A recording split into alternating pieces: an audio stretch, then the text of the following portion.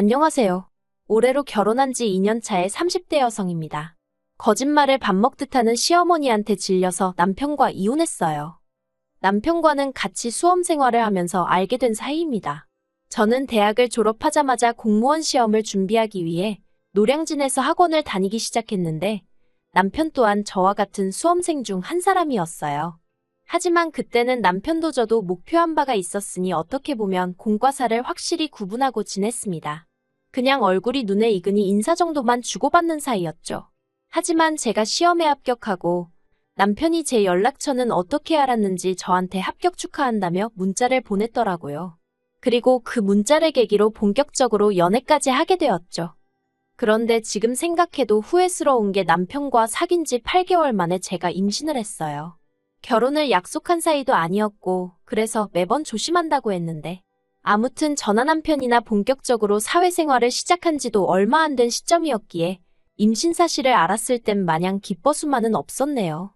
하지만 남편은 마치 임신을 미리 예상이라도 했던 사람처럼 임신 사실을 듣자마자 시댁에 인사를 드리러 가는 일부터 모든 걸 일사천리로 진행시키더라고요.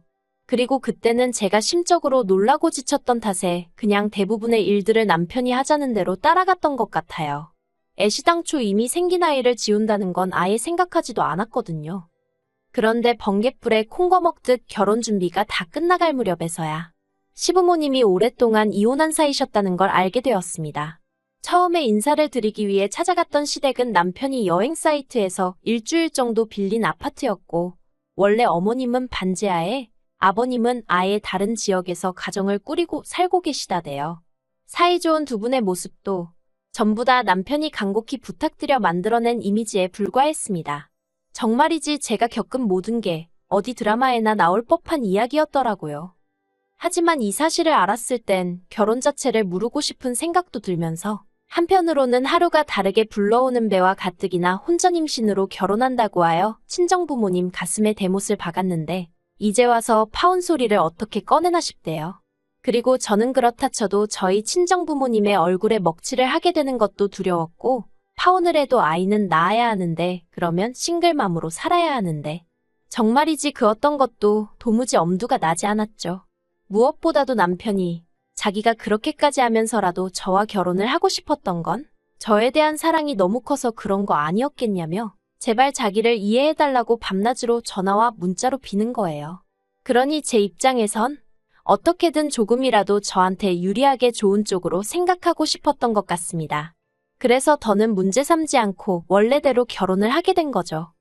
그런데 결혼을 하고 나니 시부모님이 이혼을 하셨다던가 가진 재산이 별로 없으시다던가 그런 건 문제도 아니더라고요. 더 큰 문제는 시어머니 그 자체였습니다. 결혼하고 가까이서 지내보니 한마디로 정말 인성에 문제가 많으신 분이셨거든요. 일단 없는 얘기까지 지어내시면서 제 험담을 하여 남편과 제 사이를 이간질하셨어요. 이해가 안 되는 게 어머님 입장에서 어머님 아들하고 며느리인 제가 싸우면 도대체 어떤 좋은 점이 있으시길래 그렇게 툭하면 저와 남편 사이에서 없는 말을 지어내시나 싶대요. 결혼하고 얼마 되지 않았을 때였습니다.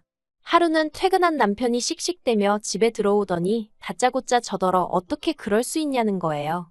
그래서 무슨 말이냐니까 이번 주 내내 어머님 전화를 제가 한 통도 안 받고 다 무시했다던데 그 말이 진짜냐고요.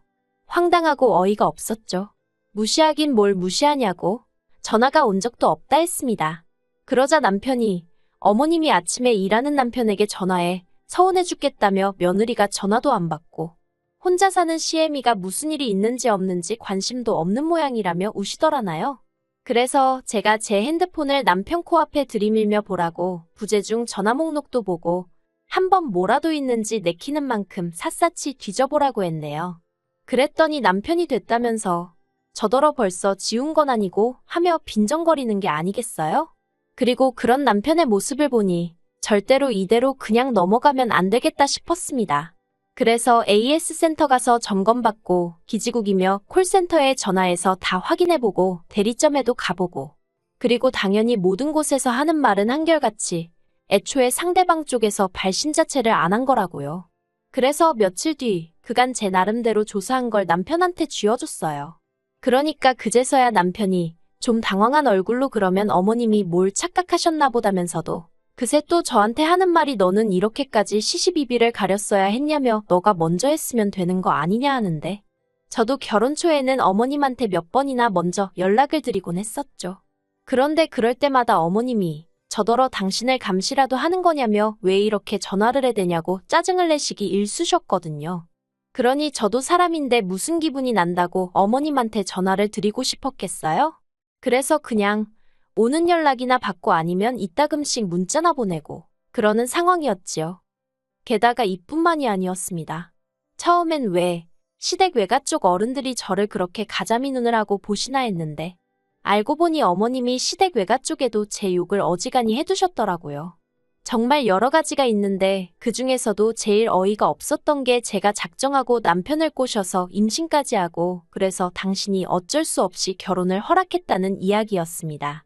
아니, 아무리 팔이 안으로 굽는다지만 객관적으로 봐도 제 조건이랑 남편 조건이랑 비교해보면 제가 미쳤다고 그럴 이유가 없어요.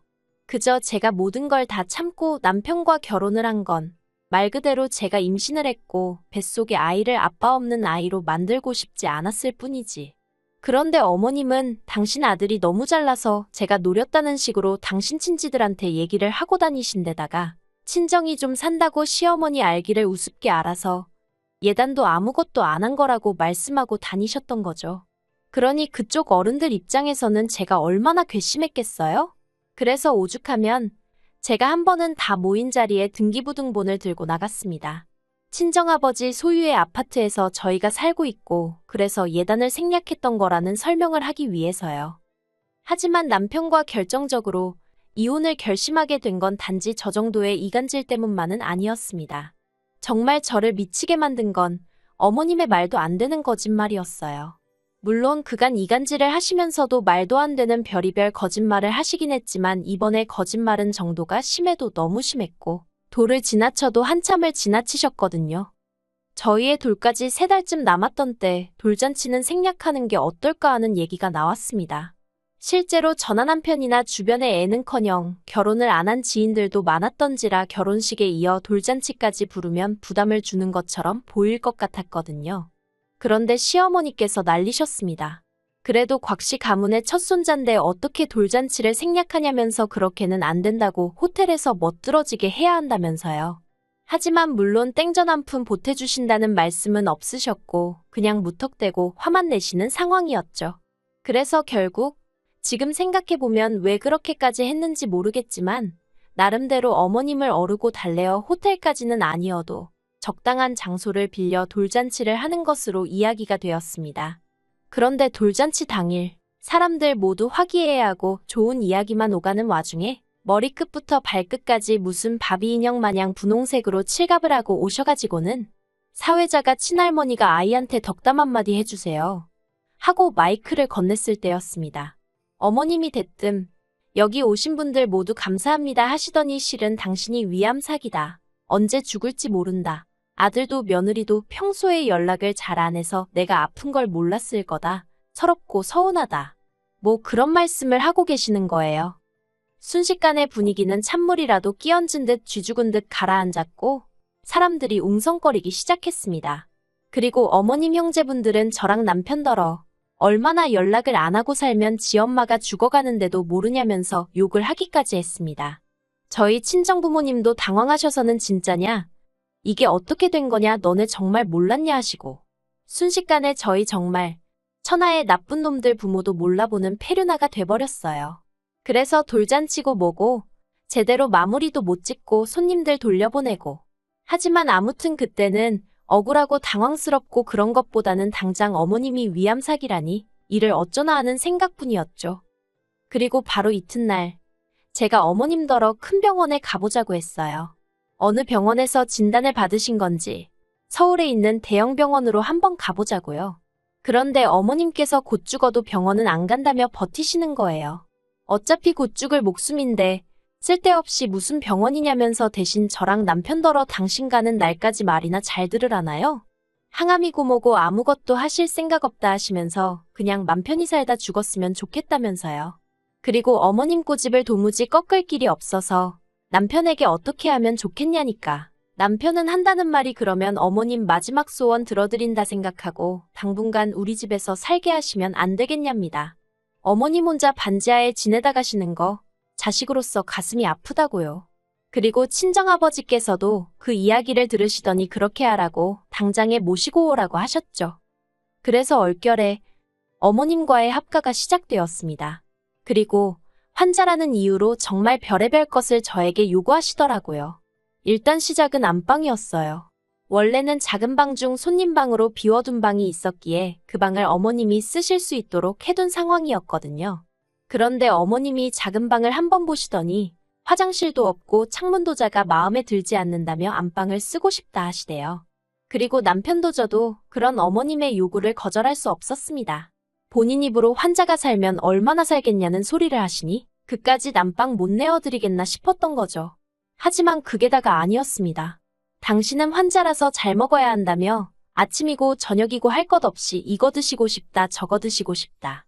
모르는 사람이 봤으면 정말 저희 어머님이 무슨 애라도 가진 줄 알았을 거예요. 그러다 좀 이상한데 싶은 일이 있었으니 위 안말기라면서도 병원은 곧 죽어도 안 가시던 어머님께서 하루는 몸이 영 안 좋다며 보약의 길 꺼내시는 거예요. 좀 황당했죠. 병원 치료는 안 받으시면서 웬 보약 타령이신가 해서요. 그래서 어머님 한약은 드셔도 되는 거냐 물어보려다가 보약을 핑계로 한의원이라도 모시고 가볼까 싶더라고요. 그래서 어머님께 제가 그 보약 해드리겠다며 한의원에 가자 했어요. 그랬더니 어머님이 정말 좋아서 집을 나서시는 게 눈에 보이더라니까요. 그렇게 한의원에 도착했습니다.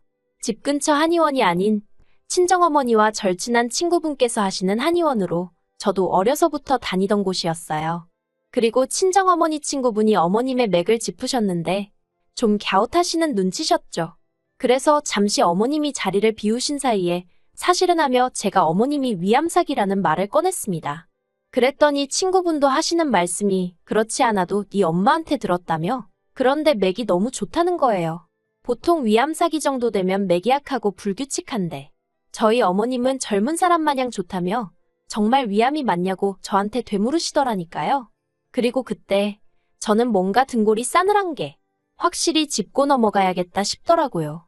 그래서 일단 어머님을 모시고 다시 집으로 향했습니다. 집에 도착하여 남편이 오기만을 기다렸어요. 그리고 얼마 안 있다 남편이 퇴근을 했는데 그날도 손에 뭔가 들려있더라고요. 그래서 그건 또 뭐냐니까 어머님이 치킨 드시고 싶다고 하셔서 사왔답니다. 어휴. 그래서 제가 어머님께 대놓고 암 환자가 치킨 같은 건 먹어도 되는 거냐 물었어요. 그랬더니 좀 전까지 멀쩡하던 양반이 또 다 죽어가는 표정의 목소리를 하시고는 어차피 때 되면 죽을 거 치킨 먹는다고 얼마나 일찍 죽기야 하겠냐 하시는데 정말 어이가 없대요. 저는 그런 어머님께 어머님 드시지 마시라 했어요. 그리고는 사실 충격받으실까봐 말을 안 했는데 아까 저희 친정어머니 친구분이 말씀하시길 어머님 맥이 너무 안 좋다고 하더라고. 당장 주무시다 어떻게 되셔도 이상하지 않을 정도라고 당장 큰 병원에 가서 검사를 받아보는 게 좋겠다 했다고 없는 말을 지어냈습니다. 어머님 반응 좀 보려고요. 그리고 설마 했는데 어머님의 반응이 가관도 아니었습니다. 정말 기절할 듯 놀라시며 당장 응급실로 가자시는 거예요. 그 소리를 듣고 어떻게 가만히 있느냐고요. 그리고 바로 응급실로 향했는데 어머님이 간호사를 붙들고 하시는 말씀이 생각해보니 요 며칠 가슴도 갑갑한 것 같고 머리도 아프고 그랬다며 빨리 검사 좀 해달라 하시는 거예요. 그리고 저는 그런 어머님 옆에서 간호사에게 저희 어머님이 위암사기라는 말을 빼놓지 않았죠. 그러자 간호사가 뭔가 이상하다는 듯 머리를 갸웃하더니 일단 알겠다 하대요. 그런데 어째선지 저희 어머님은 당혹스러운 표정으로 저와 남편의 눈치를 살피실 뿐이었습니다. 그리고 몇 시간 후 엑스레이며 CT며 전부 다 결과가 나왔는데 의사 말이 멀쩡하시다. 핏줄도 얽힌 데 없이 쭉쭉 뻗어나가고 있다며 다 좋답니다. 그래서 제가 저희 어머니 위암은요 하니까 의사가 저를 정말 황당하다는 듯 한번 보고는 누가 위암이냐고 오히려 저한테 되묻더라니까요. 그렇게 집으로 돌아왔습니다. 어머님과 저희 부부는 식탁에 둘러앉았고 제가 먼저 말문을 열었어요. 어떻게 그런 거짓말을 하실 수 있냐고요. 그랬더니 어머님이 거짓말 아니랍니다. 의사가 돌팔이래요. 전 병원에서 오진을 한 거거나 아님 지금 의사가 돌팔이거나 아무튼 당신은 거짓말은 안 했다나요? 에휴, 차라리 속여서 미안하다 했으면 노인네의 주책이다 생각하고 저도 어떻게든 참아보려고 했을 수도 있는데 말이죠. 그래서 남편더러 어쨌든 어머님은 멀쩡하시다 하니 얼마나 다행이냐. 이제 다시 원래 사시던 대로 모셔다 드리라 했습니다. 암이라고 해서 같이 살기로 했던 건데 아니라 하니 같이는 못 산다고요. 그랬더니 어머님 하시는 말씀이 저더러 당신이 건강해서 유감이냐입니다. 그럴 리가요. 건강하셔서 유감이 아니라 거짓말을 하셨다는 게 유감이다 했네요. 그리고 그것도 거짓말을 손자 돌잔치에서 하시지 않았냐고 그러니 제가 좋은 소리가 나가겠냐고요. 그러자 이번엔 남편이 아무리 그래도 그렇지 어떻게 하루아침에 어머님을 내쫓으려 드냐며 저더러 참 모질다 하더니 어차피 이렇게 같이 살게 된 거 그냥 모시고 살잡니다. 자기가 보기엔 어머님이 저희 집 오신 이후로 안색도 많이 빨가지고 좋아지셨다면서 이참에 우리네 식구 건강하게 오래오래 살자는 말 같지도 않은 소리를 하면서 말해요.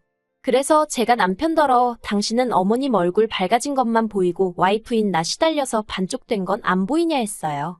그리고는 다 필요 없으니 당장 어머님 댁으로 모셔다 드리던가 아니면 당신이 따로 나가서 모시고 살라 했습니다.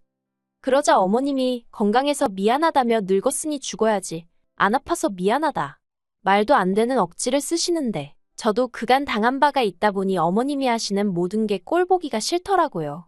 그래서 제가 어머님 떨어 그러게 정말 왜 그렇게 추하게 늙으시는 거냐고 한마디 해버렸어요. 어휴. 뒷일은 뭐 고성이 오가고 경찰 오고 난리도 아니었습니다. 그리고 결국 남편이 저에게 이혼을 통보해왔어요. 시어머니 알기를 우습게 아는 저 같은 여자랑 더는 못 살겠다는 황당한 핑계를 대면서 말이죠. 그래서 저도 진작에 당신을 사기 결혼으로 고소하지 않은 게 유감이라며 이혼하자 했습니다. 그래도 남편이 마지막 양심인지 법적으로 싸워봤자 가능성이 없다는 걸 아는 건지 몇 푼 안 되는 재산 가지고 왈가왈부하려 들지는 않더라고요. 다행이었죠. 그래서 합의 이혼하고 아이는 제가 키우기로 했습니다. 양육비는 달에 80씩 받기로 했는데 글쎄요, 무슨 재주로 주려나? 벌써부터 기대도 되고 걱정도 되네요. 그래도 어느 쪽이건 간에 거짓말쟁이 할머니나 똥된장 구분 못하는 아빠랑 사는 것보단 행복하겠죠.